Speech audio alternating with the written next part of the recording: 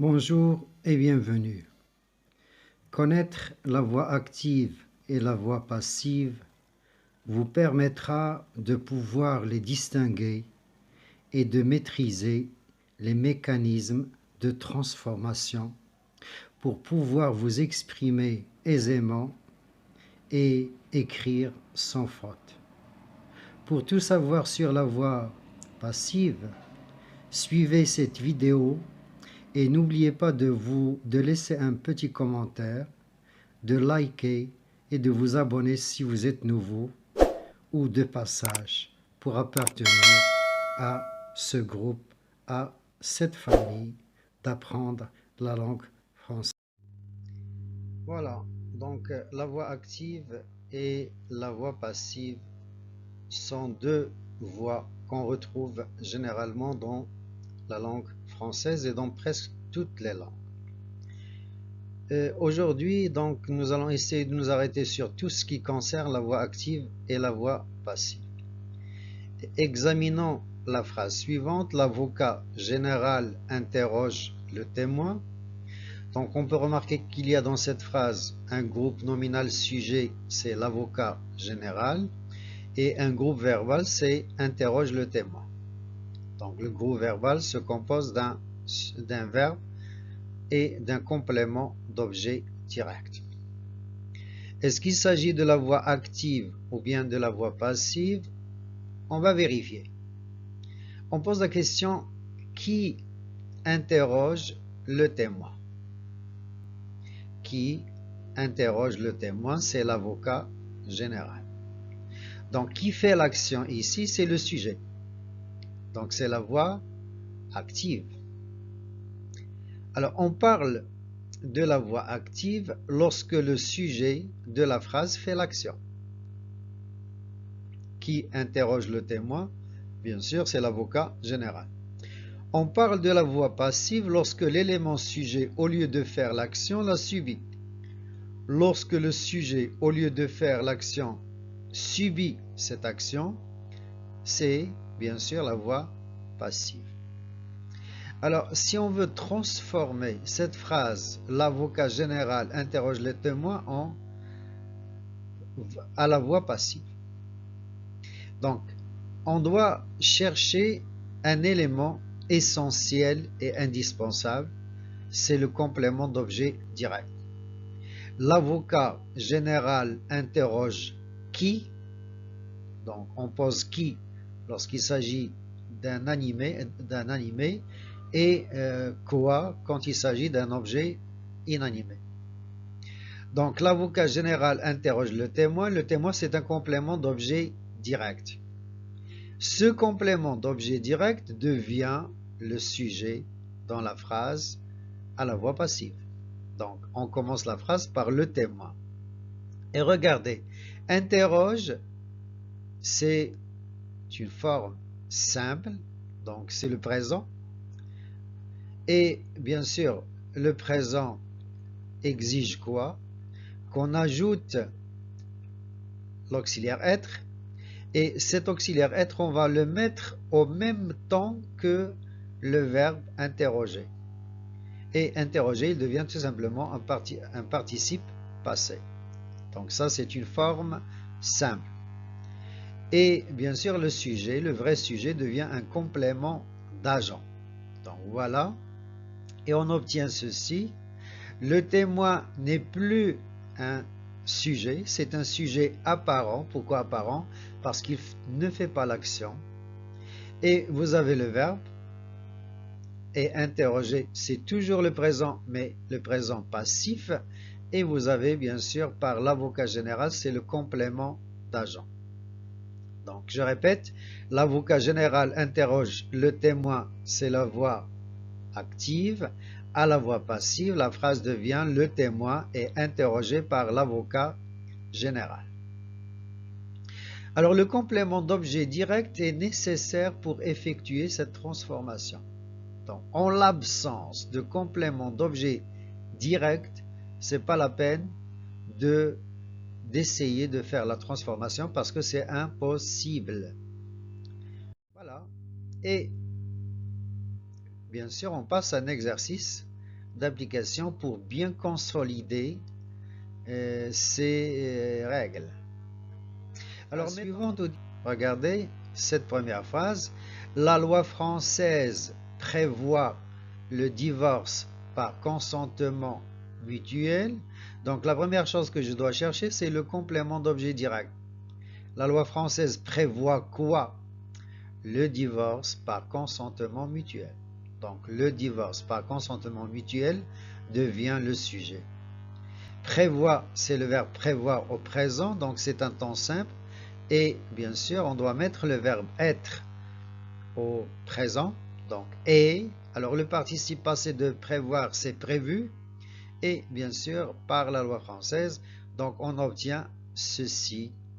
La loi, le divorce par consentement mutuel est prévu par la loi française. Donc, le divorce par consentement mutuel est prévu par la loi française. Alors, deuxième phrase, l'avocat général a prononcé un violent réquisitoire. On cherche le complément d'objet direct à prononcer quoi? Un violent réquisitoire. Donc, c'est le complément d'objet direct qui va devenir sujet, un violent réquisitoire. Et regardez, vous avez à prononcer. Donc, ce n'est pas un temps simple, c'est un temps composé. Et donc là, la règle est simple. On ajoute le participe passé du verbe être, parce qu'on a déjà l'auxiliaire avoir. Et bien sûr, on obtient ceci. Un violent réquisitoire a été prononcé par l'avocat général. Troisième phrase, le tribunal confiera à la mère la garde des enfants. Dans cette phrase, on doit chercher le complément d'objet direct. Le tribunal confiera quoi? La garde des enfants. À qui? À la mère. Donc le complément d'objet direct, c'est la garde des enfants, qui sera automatiquement sujet, la garde des enfants. Et le verbe, c'est confiera, c'est le verbe confier au futur simple, donc un temps simple.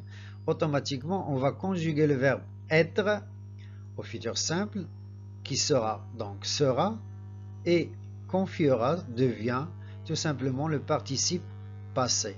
Et regardez ce qu'on obtient. La garde des enfants sera confiée à la mère par le tribunal. Alors, une remarque très intéressante, c'est le participe passé. Donc, attention, le participe passé s'accorde avec le nouveau sujet, même s'il est un sujet apparent. Donc, c'est un sujet qui ne fait pas l'action, mais il bénéficie de tous les avantages d'un sujet, y compris l'accord. Quatrième phrase, autrefois, on brûlait les sorcières. Où est le complément d'objet direct? C'est les sorcières. On brûlait qui? Les sorcières. Bien sûr, le complément circonstanciel de temps reste à sa place. Donc, il peut être au début ou bien à la fin. Autrefois, ça ne pose pas de problème. Je peux commencer, je peux le garder. Autrefois, vous avez les sorcières. Et regardez donc le verbe brûler.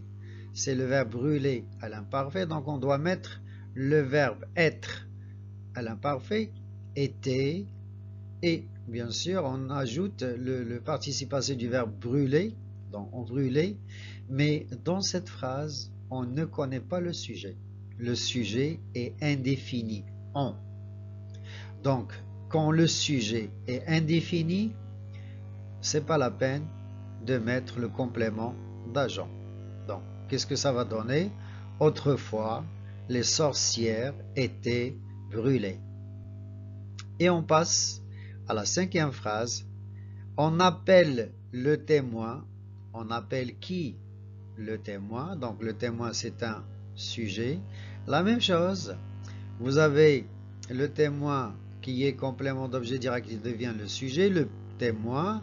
Et appelle, c'est le verbe appeler au présent, donc on doit mettre le verbe être au présent. Et et bien sûr appeler, et on n'a pas de complément d'agent parce qu'on a on. Le témoin est appelé. Phrase suivante. En France, la cour d'assises juge les criminels. On cherche toujours le complément d'objet direct après le verbe. La cour d'assises juge qui? Juge les criminels. Donc les criminels c'est le complément d'objet direct de la phrase. Alors la même chose, le complément circonstanciel de lieu en France peut garder sa place. On peut dire donc en France, les criminels, donc le verbe juge, c'est le présent. Donc on doit mettre le verbe être au présent, sont jugés, et bien sûr par la cour d'assises. Voilà ce que ça va donner. En France, les criminels sont jugés par la cour d'assises. Phrase 7. Le tribunal correctionnel sanctionne un tel délit. Où est le complément d'objet direct? Bravo, vous l'avez trouvé, c'est vrai. Un tel délit sanctionne quoi? Un tel délit. Donc le complément d'objet direct, c'est un tel délit à la voix active, mais à la voix passive, il devient sujet.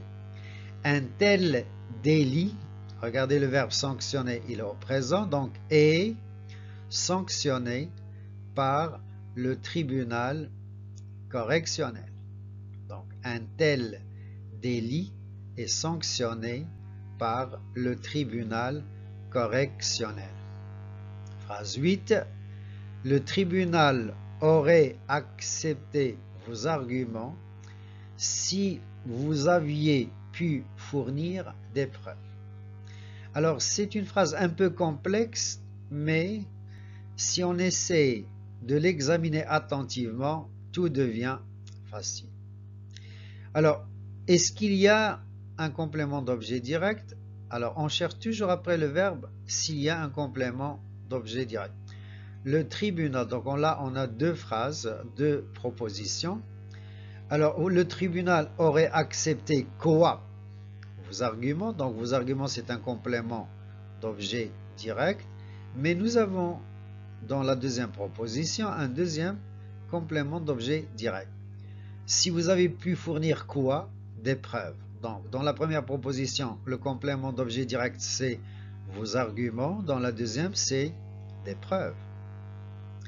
Et donc, voilà ce que ça va donner. On commence par le complément d'objet direct qui devient sujet. Vos arguments auraient, donc aurait accepté, c'est le conditionnel passé. Donc, c'est un temps composé. Donc, on ajoute tout simplement le participe passé du verbe être, c'est été.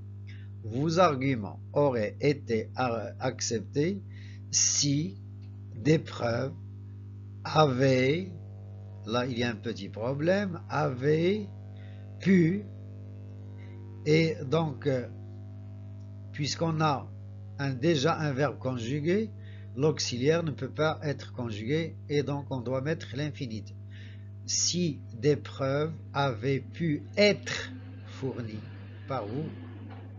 Donc, regardez, vos arguments auraient été acceptés, bien sûr, par le tribunal si des preuves avaient pu être fournies par vous. Donc, je répète, vos arguments auraient été acceptés par le tribunal si des preuves avaient pu être fournies par vous. Alors, phrase suivante, 9. Lorsqu'il aura purgé sa peine, le condamné sera libre. Donc, on a deux propositions. Dans la première, est-ce qu'il y a un complément d'objet direct? Purger quoi? Il aura purgé quoi? Sa peine. Donc sa peine, c'est un complément d'objet direct. Mais dans la deuxième phrase, on a le verbe être et le verbe être ne peut jamais introduire un complément d'objet direct. Donc il y a un seul. Et comme on a dit tout à l'heure, le complément circonstanciel de temps, ça doit rester. Lorsque. Donc lorsque, c'est un subordonnant circonstanciel de temps, on doit le garder. Lorsque sa peine sera purgé, aura été purgé, donc c'est le futur antérieur. Lorsque sa peine aura été purgée, le condamné sera libre. Lorsque sa peine aura été purgée, le condamné sera libre. Donc purgé, deux accents parce que la peine est féminin. Les douaniers nous fouillent. Les douaniers nous fouillent. Est-ce qu'il y a un complément d'objet direct? Oui, vous l'avez trouvé, très très bien. Donc c'est nous. Les douaniers fouillent qui? Nous. Donc nous, le pronom personnel nous et complément d'objet direct. Donc bien sûr, on commence par le complément d'objet direct et bien sûr, on va dire nous.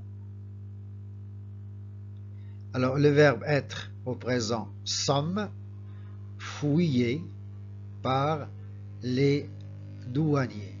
Nous sommes fouillés par les douaniers.